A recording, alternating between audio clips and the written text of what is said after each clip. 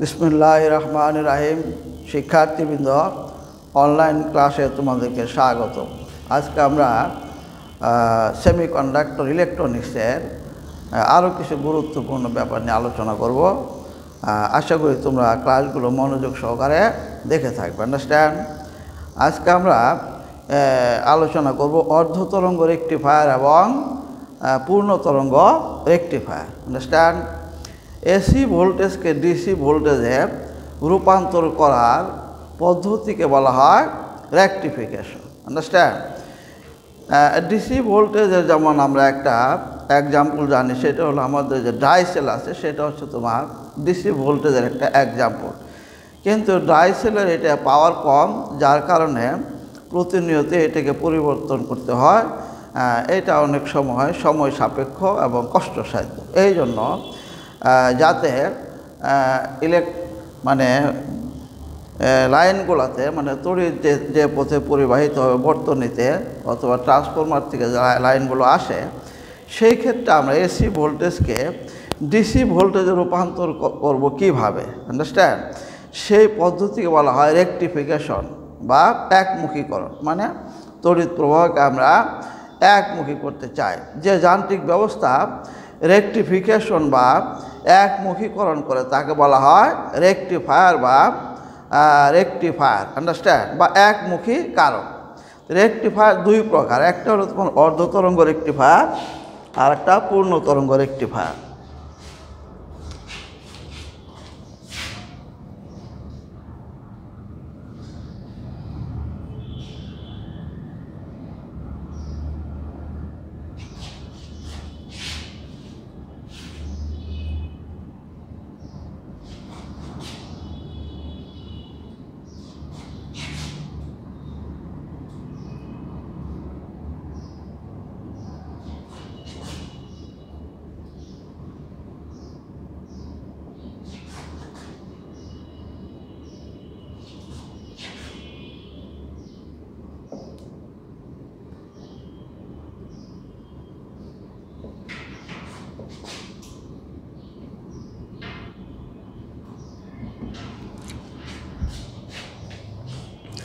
অর্ধতরঙ্গ rectifier, পূর্ণ তরঙ্গ rectifier. আমরা প্রথমে অর্ধতরঙ্গ রেকটিফায়ার নিয়ে কথা বলবো।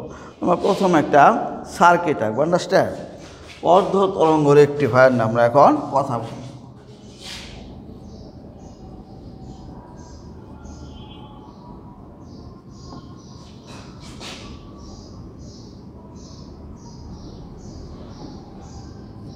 অর্ধতরঙ্গ রেকটিফায়ার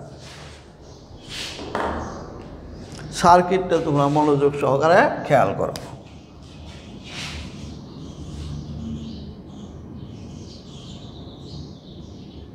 এটা একটা ডায়োড, এই পাশে পি, এই পাশে এন। আন্ডারস্ট্যান্ড? এটা একটা ডায়োড। একে আমরা একটা লোডের সাথে, লোড রেজিস্ট্যান্সের সাথে সংযুক্ত করব। আন্ডারস্ট্যান্ড? একটা লোড রেজিস্ট্যান্সের সাথে আমরা সংযুক্ত করব।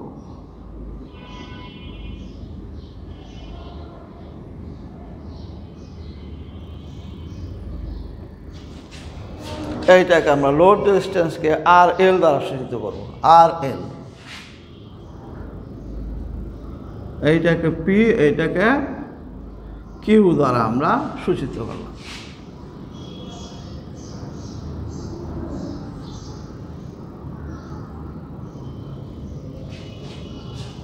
এখন আমরা এই সার্কিটটাকে সম্পূর্ণ করতে চাই।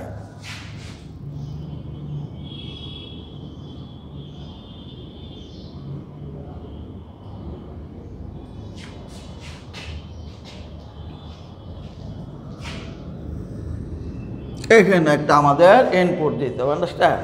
একটা ইনপুট দিতে হবে।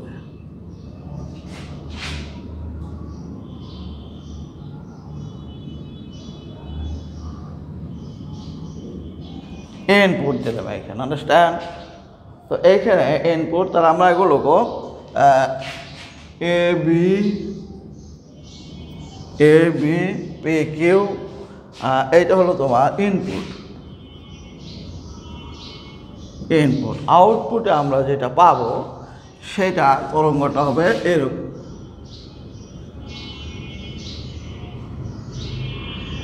এরকম, এই জন্য এটাকে বলা হয় অর্ধ তরঙ্গ, পূর্ণ তরঙ্গ নয়। এইটা কিভাবে আসছে?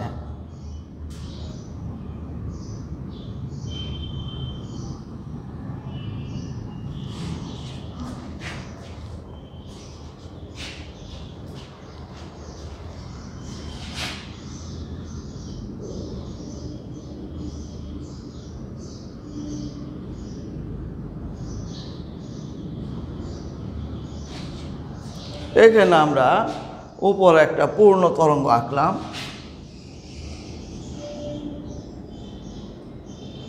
আর নিচে আমরা পাবো এটা এই অংশটা পাবো। তার মানে এই শেপটাই আমরা পাবো আর কি, এইটাই। এখন এইটা কিভাবে অর্ধ তরঙ্গ হয় সেটা আমরা ব্যাখ্যা বিশ্লেষণ করবো, আন্ডারস্ট্যান্ড? তো এইটা হলো আউটপুট, আউটপুট, এটা আউটপুট।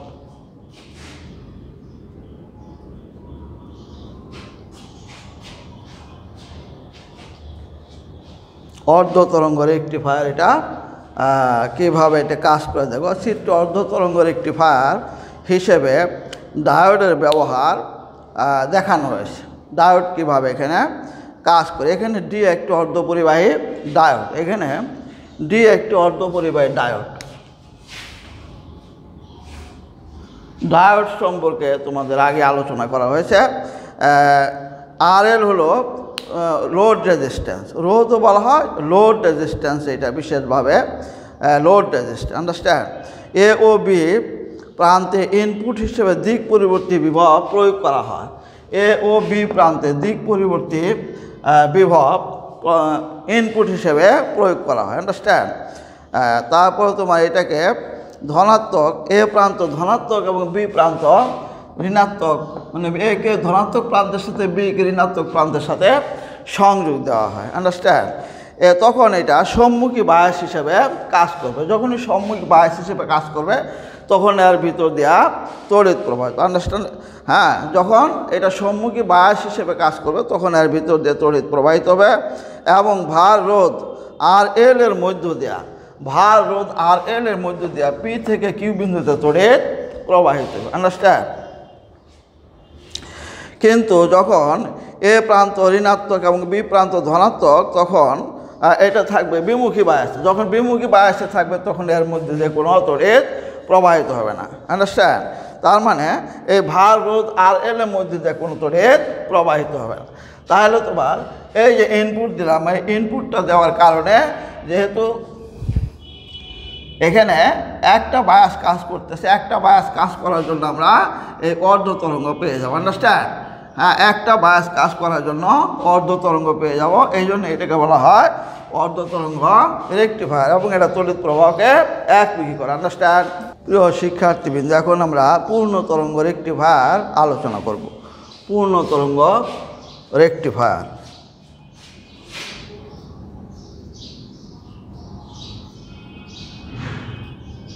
পূর্ণ তরঙ্গ রেকটিফায়ার। প্রথম আমরা সার্কিটটা এখানে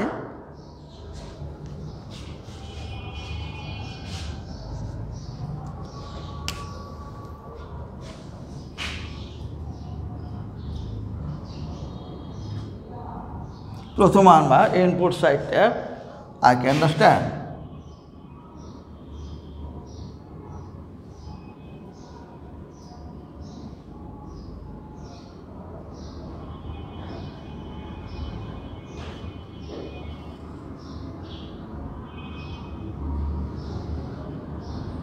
এটা হলো ট্রান্সফরমারের একটা অংশ,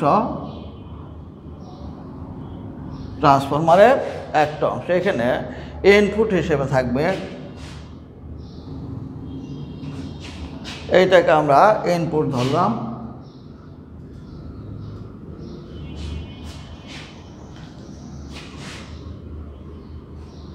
ইনপুট, এটা ইনপুট। এরপরে আমরা সার্কিটটা কমপ্লিট করি।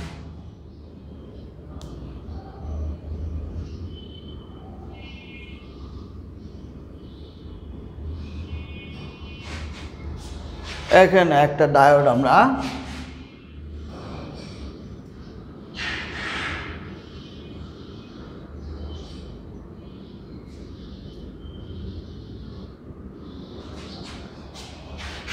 এরপর একটা ডায়োড আমরা নিচের অংশে বসাই।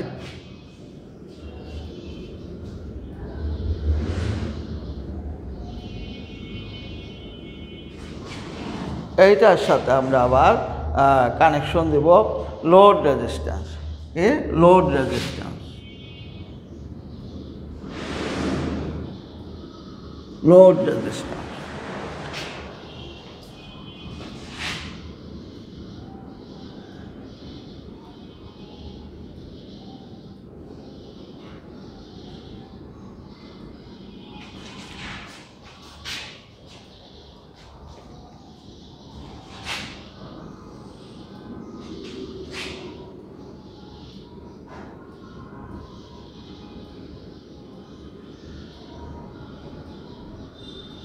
একটা D1 ডায়োড আর একটা D2 ডায়োড। আন্ডারস্ট্যান্ড?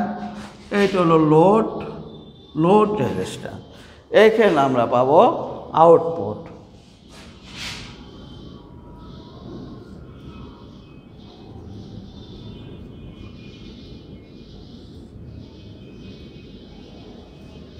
এইটা দেখতেই পাচ্ছ, এটা পূর্ণ তরঙ্গ। আন্ডারস্ট্যান্ড? এটা পূর্ণ তরঙ্গ। আর এটা হলো তোমার ট্রান্সফরমারটি। এখন এগুলোকে আমরা বিভিন্ন অ্যালফাবেট দ্বারা চিহ্নিত করি। A B P Q R L D1 D2। Understand? এখন এখানে একটা এই সার্কিটে তড়িৎ প্রবাহিত হবে, মানে D1 ডায়োড যখন তোমার সম্মুখী বায়াসে থাকবে তখন তড়িৎ প্রবাহিত হবে ও এ D1। এইটা হলো ও এ D1 আর এল ও এ D1 আর এল ও এই পথে ও এ D1 আর এল এই পথে। আন্ডারস্ট্যান্ড? যখন D1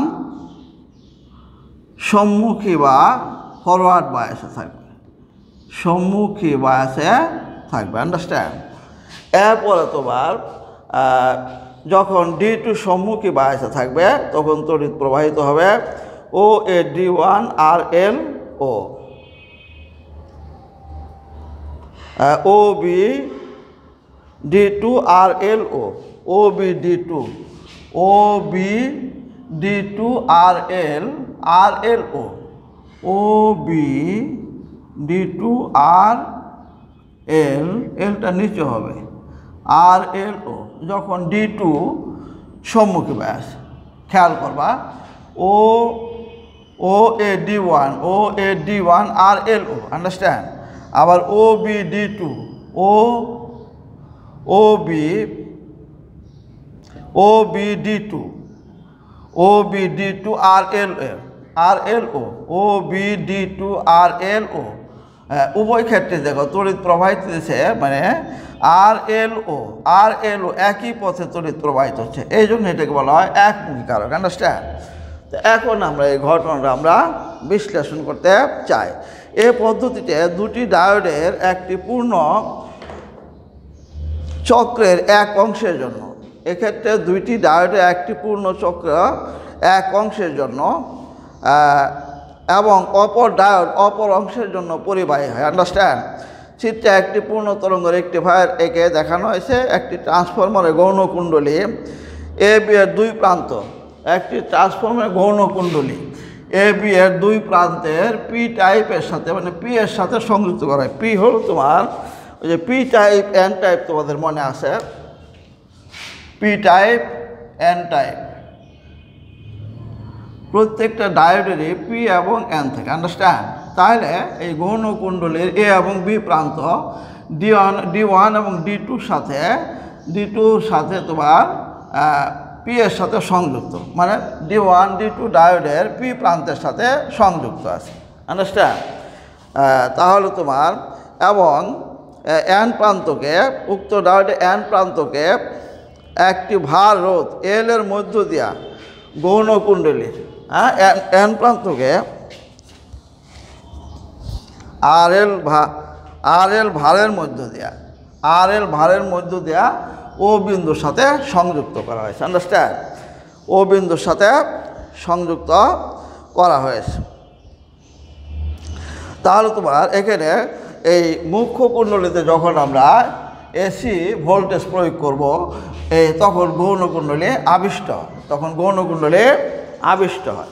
আবিষ্ট হওয়ার কারণে সেই ক্ষেত্রে কি হয়, অর্ধচক্রের জন্য এ এর ধনাত্মক এবং বি এর মান ঋণাত্মক হয়। মানে এটা যেহেতু এ ধনাত্মক এবং বি ঋণাত্মক প্রান্তের সাথে সংযুক্ত করা হয়, তখন D1টা তোমার সম্মুখী বায়াস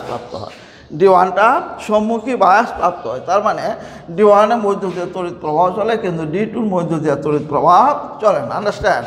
সেই ক্ষেত্রে আমরা অর্ধ তরঙ্গ পাবো। মনে করো এই অংশ মানে একটা করে বাদ দিয়ে পাবো, ঠিক আছে?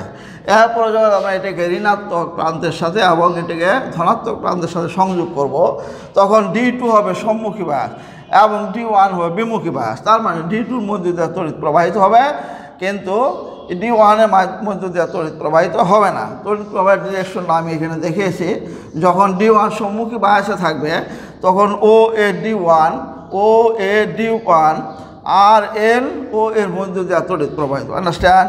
আবার যখন D2 সম্মুখী বায়াসে থাকবে, তখন ও বি D2 আর এল ও এর মধ্য দিয়ে তড়িৎ প্রবাহিত। কাজে তোমরা খেয়াল করো, যখন D1 সম্মুখী বায়াসে থাকে তখন আমরা একটা অর্ধচক্র পাই। আন্ডারস্ট্যান্ড? আবার D2 যখন সম্মুখী বায়াসে তখন আর একটা অর্ধচক্র বা অর্ধ তরঙ্গ পাই। এই দুইটা অর্ধ তরঙ্গ মিলে একটা পূর্ণ তরঙ্গের আকার ধারণ করে। আর উভয় ক্ষেত্রে আর এল এর মধ্য দিয়ে মানে একই দিক থেকে তড়িৎ প্রবাহিত হয়। আন্ডারস্ট্যান্ড? আশা করি তোমরা পূর্ণ তরঙ্গের একটি ভাগ বুঝতে পারছো। প্রিয় শিক্ষার্থীবৃন্দ, আমরা এর আগে 2 ডায়োড পদ্ধতি আলোচনা করলাম। কি 2 ডায়োড? এখন আমরা 4 ডায়োড বা ব্রিজ রেকটিফায়ার নিয়ে 4 ডায়োড বা ব্রিজ রেকটিফায়ার। এর আগে একটা 2 ডায়োড পদ্ধতি, এটা হলো 4 ডায়োড বা ব্রিজ রেকটিফায়ার।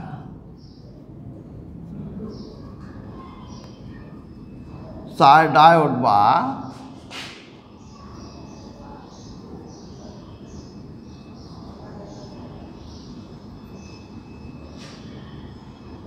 ব্রিজ রেকটিফায়ার, যেখানে এখানে 4টি ডায়োড ব্যবহার করা এবং দেখতে ব্রিজের মতো। আন্ডারস্ট্যান্ড? সেই জন্য এর নাম হলো ব্রিজ রেকটিফায়ার। এখন আমরা এটার চিত্রটা বা বর্তনীটা আমরা আঁকবো। আন্ডারস্ট্যান্ড?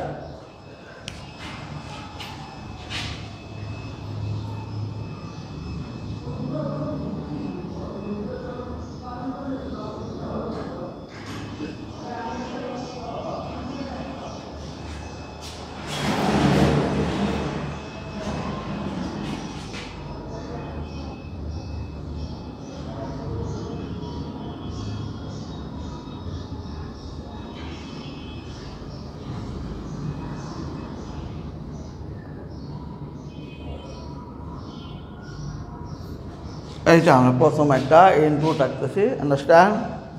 ইনপুটের এর আগেও আমরা এঁকেছি, তোমরা এই সম্পর্কে মোটামুটি বুঝতে পারছো। এটা হলো ইনপুট। এরপর আমরা মানে ট্রান্সফরমারের বাকি অংশ এবং আউটপুট।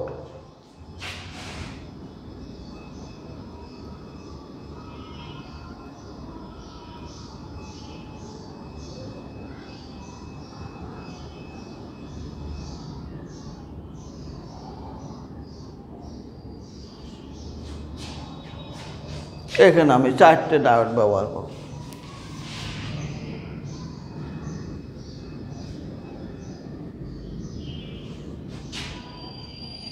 চারটা ডায়োড আমরা এখানে ব্যবহার করব।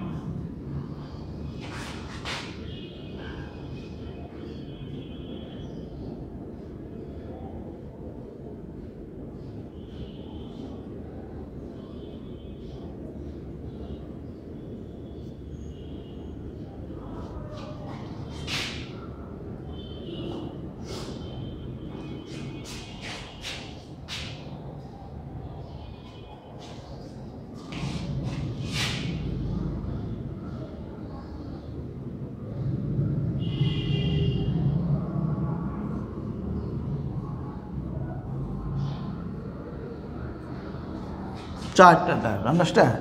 এটা দেখতে একটা ব্রিজের মতো, এই জন্য এর নাম হলো bridge rectifier.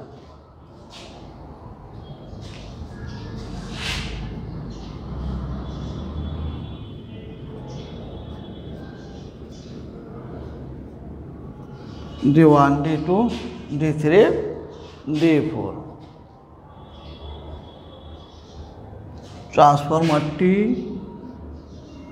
A prime C prime नामগুলো আমরা বসিয়ে দেই। A C R N A C, এরপর আমরা লোড রেজিস্ট্যান্স দেব, আন্ডারস্ট্যান্ড? লোড রেজিস্ট্যান্স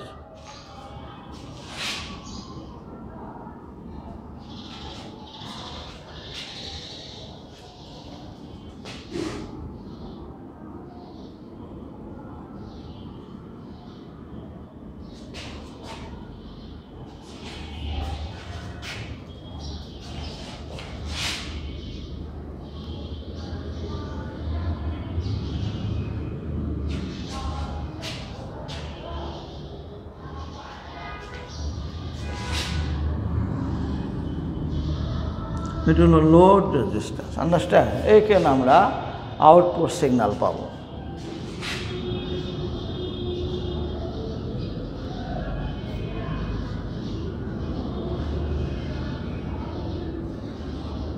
এখানে আমরা আউটপুট সিগন্যাল পাবো।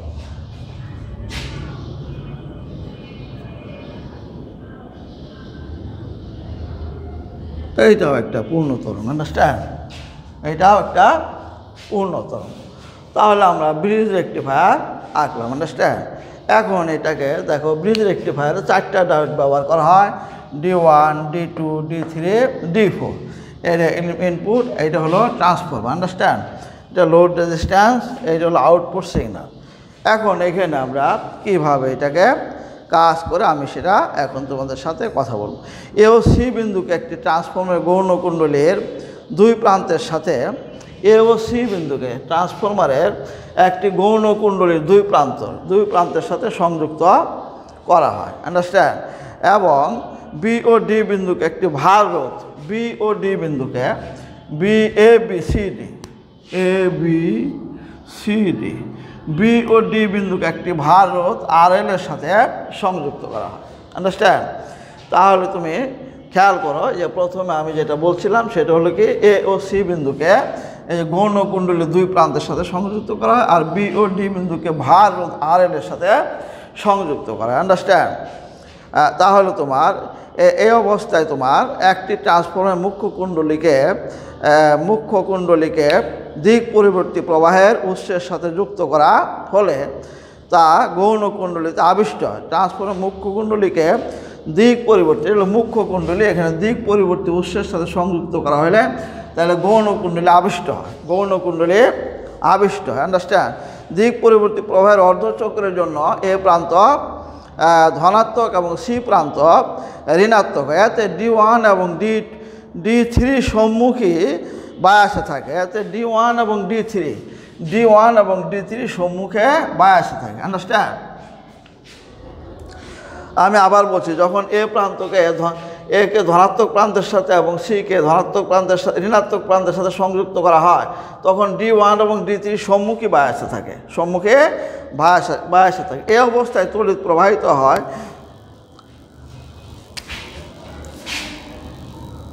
এ বি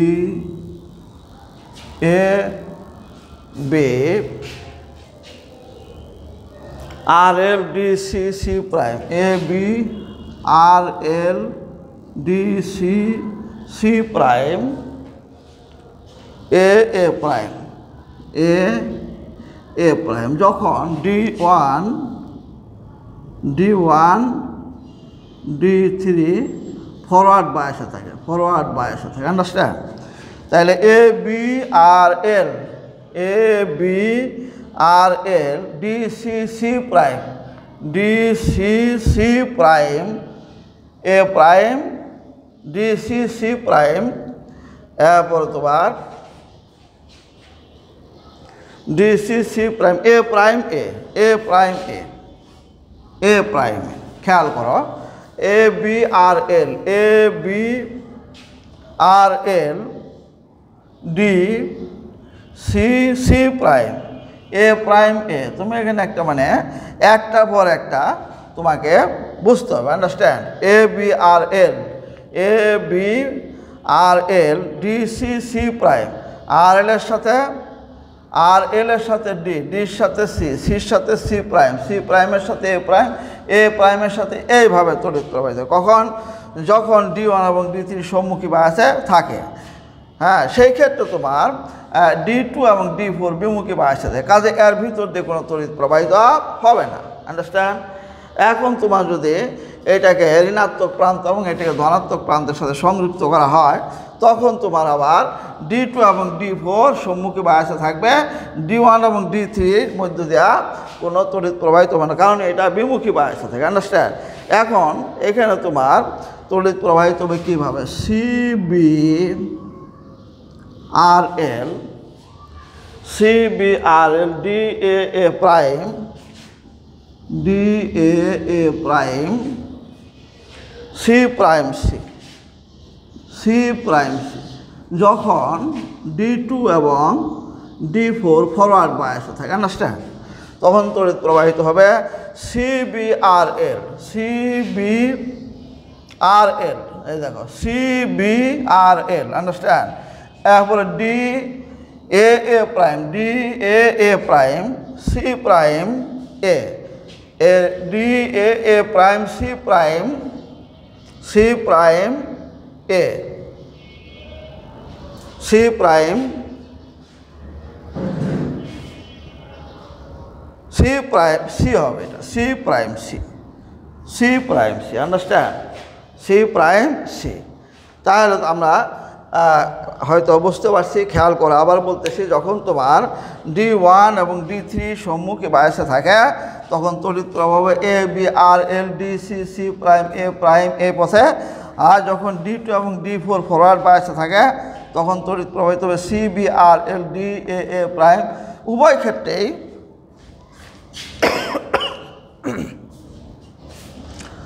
ক্ষেত্রেই খেয়াল করবা RL এর মধ্য দিয়ে একই দিক থেকে তড়িৎ প্রবাহিত হয়, আন্ডারস্ট্যান্ড। যার জন্য এটাও তোমার মানে একমুখী কারক হিসেবে কাজ করে, ঠিক আছে। তাহলে আমরা 2 ডায়োড পদ্ধতি শিখলাম, তারপরে 1 ডায়োড পদ্ধতি শিখলাম, 4 ডায়োড বা ব্রিজ রেকটিফায়ার পদ্ধতি শিখলাম।